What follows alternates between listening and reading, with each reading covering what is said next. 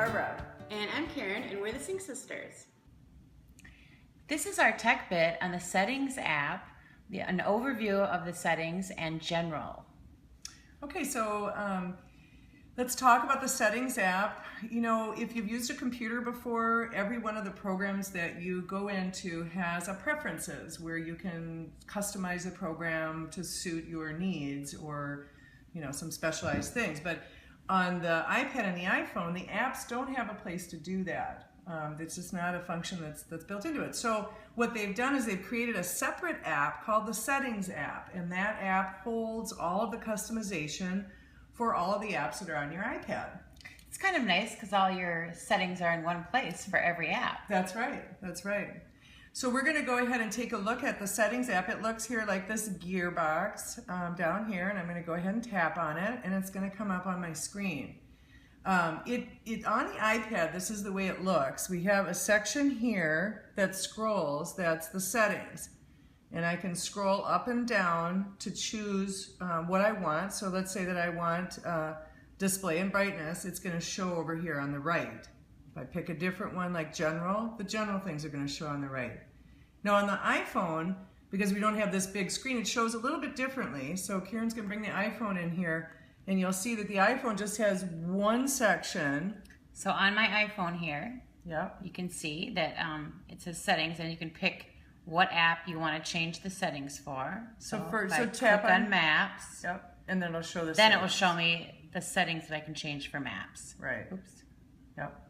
So it's just two screens as opposed to the iPad is larger, so it's just one screen. Right. Which is kind of the same for everything you're doing working on the two different devices. Yeah, and in this tech bit, we're going to focus specifically on the general settings. So we're going to go through those right now. So over on the left here, you can see I have general settings chosen. So over on the right is going to be all the things I can change that they consider general sort of things about the iPad. The first one here is About, and this is a great one if you tap on it. This one, people are always like, how do I change the name of my iPad? Well, it's right here, name. If I tap on that, you could type in any name you want. And then you go back. And then below that, it's going to tell you a lot of useful information to know about your device. Here we can see it's loading how many songs do I have on here. Right now it's loading, calculating how many are on there, how many videos, photos, how much your applications are taking up, what is your capacity, how big of an iPad do you have. This is 114 gigabytes, and you have available 40 gigabytes. Tells you the version, the model number. Right, and this version, excuse me, is the software version. So this is the OS, iOS oh, right. 8.3. Right. And then I just wanted to clarify that this is the number of apps that you have. So I have 164 apps on my iPad. Right. Yep. And then the model and the serial number, things that are, you know, the Wi-Fi address you're currently hooked up to, and the Bluetooth number, address, I guess you call it, identifier. Yep. And some legal information. You want to read the legal notices, that's where you find we never want to do that. And that's about it. That's about it. So that's a good general kind of thing about your iPad. Good to know where it is. And this one down here is called Software Update. And you might see back out on the home screen, your icon of your settings might have a little red 1 in a circle sometimes. And then you'll go in here and see that one here, and then you'll see it right here. And that means that you have a software update. And if you tapped there, it would tell you, you know, you can update to this version, you know, download here, and you can follow the steps. And here we can customize Siri, which is a good thing to know. You can turn her on or off. Or this is a nice feature that came out with iOS 7, or was it 8? I think it was 7. Yeah, I'm not sure. But anyways, this Allow Hey Siri is kind of fun. If you sleep with your iPhone by your bed, it's a great thing. If you keep it plugged in, it has to be plugged into power. In the morning, you can just say, Hey Siri, to use her, and she'll reply back to you. So it's kind of a nice way to use it. You can tell her to turn the alarm off. Snooze the alarm, Siri. Or right. when you're in the car, it's nice too. Yes. Free in the car, you could just say, "Hey Siri, hey, Siri. Call my husband," or "Hey right. Siri, text Karen that I'm running late." You know, right. she'll take care of it. So Hey Siri is sort of the key saying to activate it. Right. And here we could change the language, things like that. Voice gender of Siri, she can be a female or the male, which some of my friends have been using the male. Yeah, they like it. I know. Yeah. I like the female. I do too. And a voice feedback. You can change it to hands-free or always on. And my info for Siri, which she knows that you are Barbara Zada. Yeah, and this is a good one to take a look at. Sometimes people get screwed up, and Siri doesn't have the right name. But this is, you definitely want to. It'll bring up when you tap on it your contacts, and then you can go find yourself and make yourself the right person. Yeah, and that's a good one to have set up right, because a lot of times here it says me next to me. When I'm using Apple Maps, I'm driving in my car and I'm going back home from somewhere, I just say, Siri, take me home. Right. So then she knows who I am and what address is my home. Another thing to just point out here is, you'll notice up here, now that we're in the general settings, see how there's a little back arrow here, kind of. It says general and it says back. So that'll take us out of where we are, which is Siri in general. Boom. Now we're back to just general. Right. And we know we're out at the root because there's no back button anymore. Right. And that kind of navigation happens a lot. Yes. On the iPad and the iPhone. So it's good to look at the top of your screen to see if there are any arrows and things like that. The next setting in general that we can change is Spotlight Search, which is that search if you pull down in the middle of your home screen, it will bring up the search thing, the search field, and you can search for things on your iPad. And this is kind of useful. A lot of people don't know about this. You can turn on or off when you do that search. Is it going to search for all these different things? Like perhaps maybe you don't like Bing. You don't want to search Bing. Or messages. You don't want to search messages. Right. The other thing you can do is you can rearrange these by getting on this 3-line icon here on the right. So if you always want it to look in mail first, you can drag this up to the top, and then when it shows results, mail will come first, then applications, then spotlight suggestions, right, yeah. and so on. So you can change the order. That is nice. Mm-hmm. This handoff and suggest apps is kind of a neat little feature. What this does, if you're working on something on one device, say I'm working on my computer, typing an email, and I need to leave and I'm bringing my iPhone, it will hand off, if I'm in the middle of an email, to my iPhone. And the way that it does it, you might have, it might already be going on, have happened, you might not know it, is you'll see a little icon, in this case if I was using mail, of the mail program, on your screen, on your iPhone or whatever device you handed it off to, and then if you tap on that, it'll bring you right up to that email you were typing. And down here, there's suggested apps. And what this means is my apps is if I have an app on my device, let's say I'm out at the mall and I'm by Caribou, and I have the Caribou app. Caribou, for those of you who don't have them in your area, is a coffee shop. Right, like Starbucks. Yeah, like Starbucks. Let's use Starbucks. It's probably more used. Of course, we like Caribou because they're a hometown Minnesota company. Yeah. Or it was. Well, but Starbucks app, if I have that on my phone and I'm walking along and I walk by a Starbucks, the app will pop up. Right. And if you have this one, App Store on, that would bring up, that would say, hey, you're by a Caribou, you don't have the app, do you want to download it? So it's going to give you suggestions based on where you are to different apps you might download. So it's a little sci-fi. It's a little sci-fi. It's kind of nice though. It's like, you walk by a store and they'll go, oh, you're by Sephora. Yeah. Do you want to go in? Or, that kind of thing. Right. But it's kind of nice. It is. Yeah. So now I'm going to navigate back out, and we're going to go down to accessibility. Now, accessibility is a very, very complicated and wonderful setting that you can customize, particularly if you have vision or hearing limitations and you want to set things up differently. So we do have a special tech bit for the accessibility setting. But two things we'd like to point out that most people like to use are larger text and bold text. Now you can make your text larger. If I tap on that and I have it on, turn it on, now I'm just going to drag this, and you can see any dynamic type can get bigger or smaller. Really nice on the phone.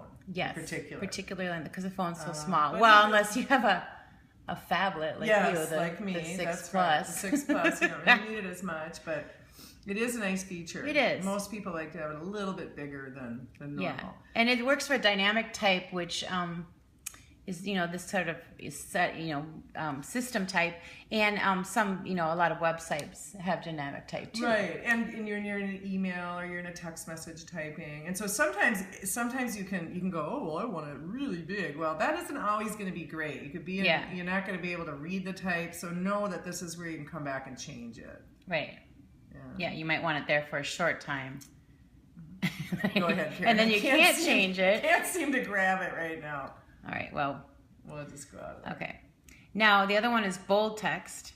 Now, if I turn that on, this is going to restart my computer, right? Right. It just takes a second. Just takes a second. It'll go out. It'll restart it, and just keep your eye there on that type. It doesn't really do a big, huge restart. It just goes out to the Apple, and then it'll come back, and the type will be thicker. When they switched to iOS 7, they changed the look dramatically. Thick that is. Yeah. So it's nice on the it's nice on the iPad or on the iPhone. It's also nice here too. You can see it's a little bit thicker. Thicker type. Yeah. Nicer. I keep mine on all the time. Yeah. So I kind of like it. So that's really the two things we wanted to show in accessibility now. And then you can see the tech bit. Yeah. Yeah. Then the next one is this multitasking gestures. And this is something that a lot of people like. I'm not the biggest fan of it, but it's where you can use your fingers to do certain functions. Like if I pinch the screen, it's going to go to the home screen. Or if I...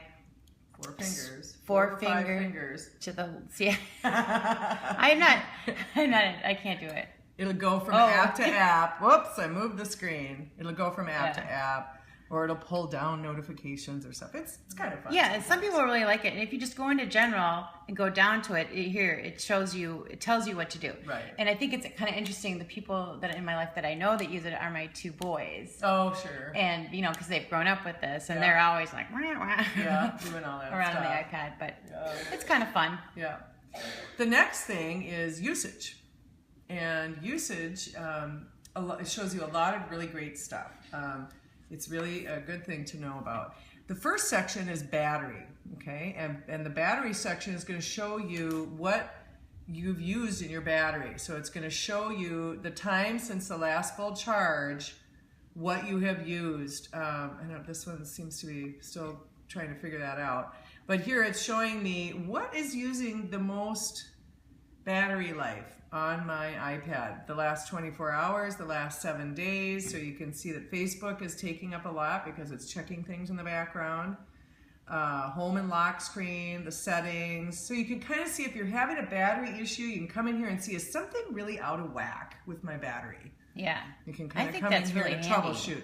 You can also, in the upper right-hand corner, there's always this little battery indicator here that shows kind of a, black area. Mine's pretty full, so it's mostly black. To the left of it, I've got it set for percentage, where you can see it's 85%. But if I don't want to see that, I can turn that off, and it just cleans it up, takes the percentage away. I like to see it. I do too, yeah. So, the next section here is storage. Now, this is storage on your device. This has nothing to do with iCloud. This is on your physical device, your iPhone or your iPad. So it's showing me I have used 74.1 gigabytes, and I have available 40 gigabytes, okay? And if I go into manage storage, you notice that there's like a little arrowhead here to the right of this. That means there's something else there. So if I tap on that, it's gonna come up and it's gonna show me how much, again, I've used and I have available. And then it's going out and it's figuring out, the little circle says it's figuring out where is all that storage. So I have 28.6 gigabytes of videos. Those are movies too, movies that we just went on a trip and I had downloaded a couple of movies to watch on the plane. Photos and camera, I have 24 gigabytes in there. Messages, 2.5, and so on. So you can kind of get an idea, if you're running out of space, where is all this memory going on your physical device? Because you might find something that's taking up a lot of space that you don't even use. That you never even use, exactly. So tap it, go back out. The next section is iCloud. This is your iCloud storage. This is what's used to back up your device, to store your iCloud photo library and all of that. And this is not on your device. Right, this is up in the cloud. And we have a whole tech bit on iCloud, so that we'll cover this again in there. The total storage is 200 gigabytes that I have up there. Available is 121 gigabytes.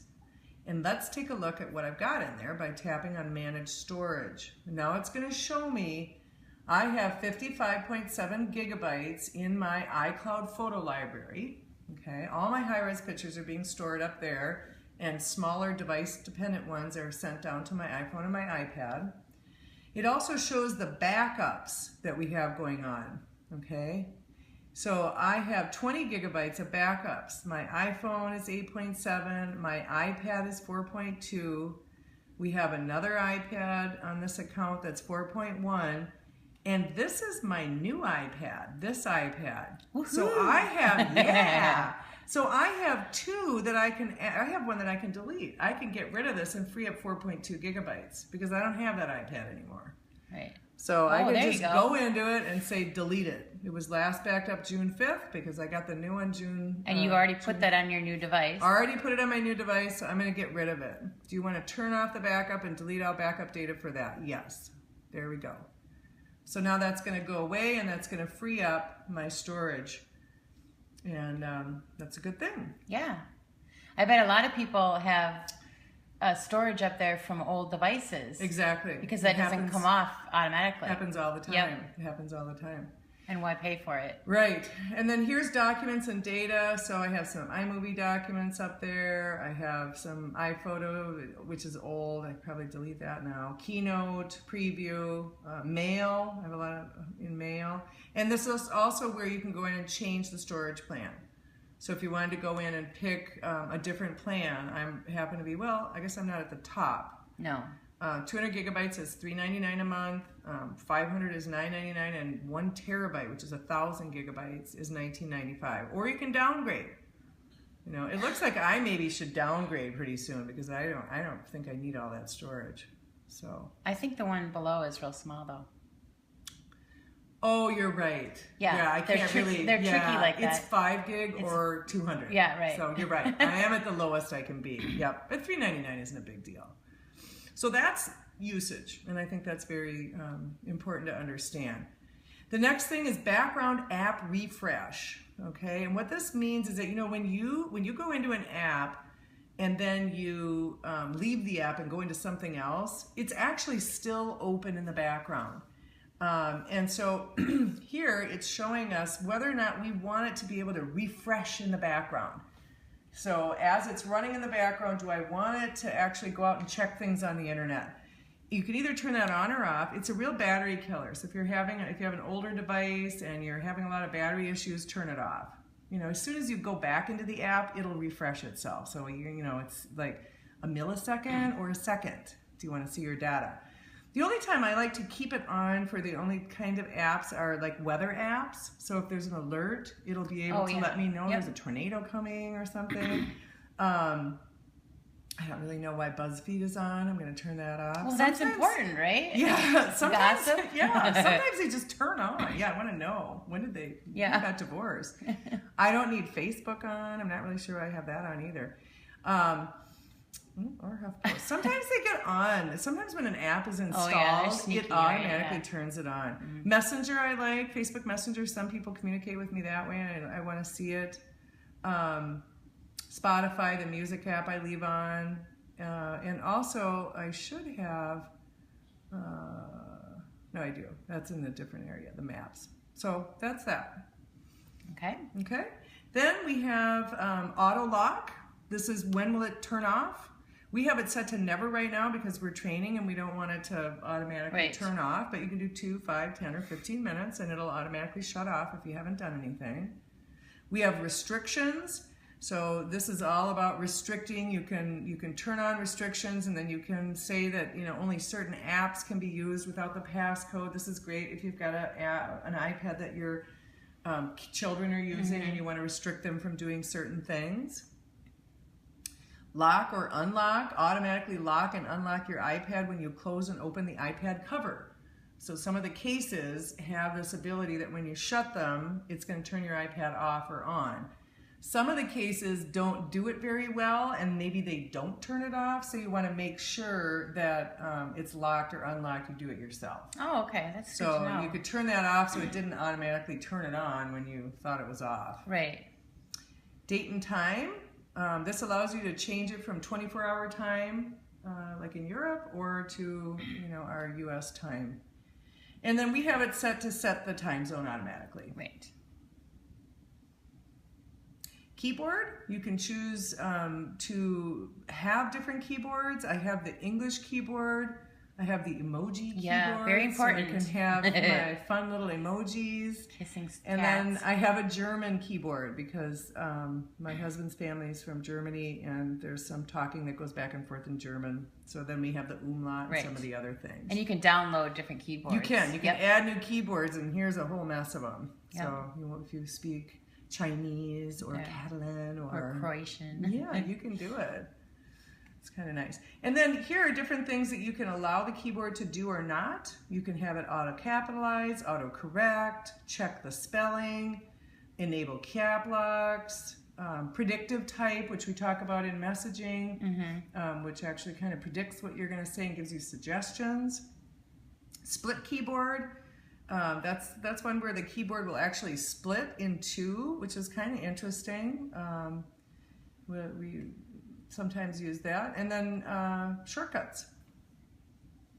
And then you can enable dictation too, so that you can hit the little, when the keyboard comes up, you can hit the little microphone and go ahead and type what you want it to say. Which I really started to do a lot in the car. It's really nice. Yeah. And it works really well. Yeah, it does work really well, and it shows you, not in the car when you're driving, of course, but if you're sitting down and you use it. The dictating. No, I know, but I mean, it will show you what it's typing as you speak. So, you can kind of see if it's getting it right, but obviously if you're in a car, you're not going to do that. No. Okay, then we have language and region. So you can go in and you can say what language your iPad, where are we? We're in English. This is what your iPad language is going to be, and that's for all of the menus and things like that. Right. This is just a keyboard. This is, if you turn on Chinese, you are not going to understand what's going on. Right. Unless you're Chinese. Right. And then regions, this is all has to do with if you're in Europe or you're in the United States or different countries, there are certain things that work in different regions and don't work in others, with trade agreements and things like that. The type of calendar, Japanese, Buddhist, or Gregorian, yep. Which is what most we are on. And this is just about different formats for, doing automatic formats for dates and times and numbers. Sure. To the primary language. Yeah. The next thing is iTunes, Wi-Fi, and Sync. So this is going to allow you to do, if you sync with a computer that has iTunes on it, which less and less people are doing, but if you do, you can also do it either via cable or you can do it via Wi-Fi. Right. VPN is a if you've got a corporate website that uses VPN, you can configure it here. Right. And reset allows you to reset things. So when careful. Yeah, be careful here. When I got my new iPad, after I backed it up, before I sold the other one, I erased all contents and settings. You can do that here. And then there's some troubleshooting things that we go over in some other tech bits that you might want to reset your network settings and some other things like that. But we're not going to go into that right now. Don't be careful in there. And that's the general settings. Thanks for watching the Sync Sisters Tech Bit. And please subscribe to our channel.